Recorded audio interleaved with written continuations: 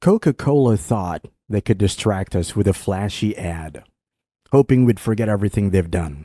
They really thought we'd just sit back and let it all slide, but they were wrong. For years, big corporations like Coca-Cola have controlled the narrative, but not anymore. This time, their marketing stunt didn't just fail, it blew up in their faces. What was supposed to redeem them backfired within hours. So what exactly went wrong? Let's dive in. You will love this story. Today, we're diving into a hilarious yet troubling case of Coca-Cola's marketing gone wrong. The company spectacularly failed in its attempt to douse a boycott flame.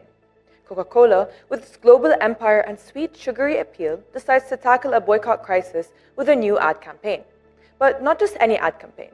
No, they went all out with a big budget production featuring a South Asian soap opera star, Sharaf Ahmed Jibon.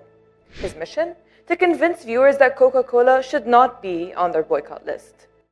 In this ad, Coca-Cola enlisted a famous Bangladeshi actor, Sharaf Ahmed Jibon, to convince us why Coca-Cola shouldn't be boycotted. His message? To justify why we should keep supporting the brand. But here's the thing. This wasn't just a hit or miss. It was a major miscalculation. They thought using a popular face would win us over, but they made a big mistake. Let's take a look at the ad that set off a wave of backlash. কি Sohel Coke দেবো নাকি একটা না বাবলু ভাই এই জিনিস এখন আর খাচ্ছি না শোনেন নাই এটা তো ওই জায়গা তো খবরটা তুমি কই পাইলা Israel was never mentioned, only referred to as that place. The shopkeeper then convinces the customers that Israel has no connection with Coke. আরে মিয়ারা কোক মোটেও ওই জায়গার না 138 বছর ধরে 190টা দেশে লোকে কোক খায় তুরস্কে খায় স্পেনে খায় দুবাইতে খায় আর ফিলিস্তিনে তো কোকের ফ্যাক্টরি আছে So, what's Coca-Cola's big argument for why they shouldn't be boycotted? Apparently, it's because they're everywhere. And, get this, they even have a Palestinian factory. Seriously? That's supposed to make us forget everything else? The so-called Palestinian factory is actually an Israeli-owned bottling company operating in an Israeli settlement in the eastern part of occupied Al-Quds, which is an illegal settlement under international law. And guess where this so-called Palestinian factory is located? In an illegal Israeli settlement. That's Coca-Cola's idea of helping Palestinians. Building on stolen land. The lies aren't adding up, especially when you're profiting from Israel's occupation while claiming to stand with the oppressed. The ad was pulled faster than anyone could hit the like button, and Coca-Cola was left to issue a rather embarrassing apology. Scott Leith, the company's VP for Global Strategic Communication, was cited by the Wall Street Journal describing it as a regrettable mistake, as he assured that the video has been removed from all platforms. The actor playing the shopkeeper, Jibon, issued a statement emphasizing that he has not supported Israel in any way, and never will. But Coca-Cola quickly scrambled to clean up the mess. They deleted the video, and an official apology followed to avoid even more backlash. The actors involved, including Sharaf Ahmed Jibon, also issued statements. Yet, it was too late. People from all backgrounds, regardless of religion or race, stood up.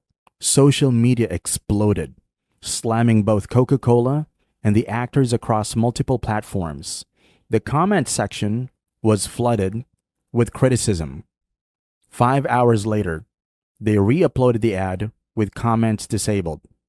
In a Facebook post, Sharaf Ahmed Jibon claimed he was just doing professional work, saying Coca-Cola gave him all the information and told him to act and direct. He insisted he doesn't support Israel, but instead of slowing down the boycott, Coca-Cola only fueled it. The boycott spread even further, and their sales took another hit. The boycott against Coca-Cola isn't just about a failed ad. It's about a larger backlash against US companies linked to Israel's genocide in Gaza. Maybe next time Coca-Cola will learn not to insult our intelligence. We're not the kind of audience that can be swayed or silenced anymore. Corporations like Coca-Cola play a two-faced game, talking to us with one hand while funding the very forces that harm our communities with the other. This isn't just tone deaf, it's exploitation. And for companies like this, profits always come first. So what are we going to do about it? Let them sweep this under the rug with a weak apology? Absolutely not. That's not who we are. We'll hit them where it hurts, in their profits. We'll keep boycotting.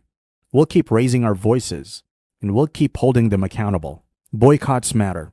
They send a clear message. We won't support companies that support oppression. We won't let them profit off our silence. Coca-Cola is on the wrong side of history, and we'll make sure they feel it.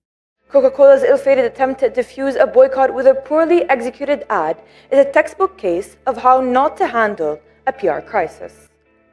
This is a perfect example. This is a perfect example of the power our boycotts have over companies that support Israel. Together, we hold the power to create change, the power to stand firm, and the power to demand better. Let's use it with the help of Allah.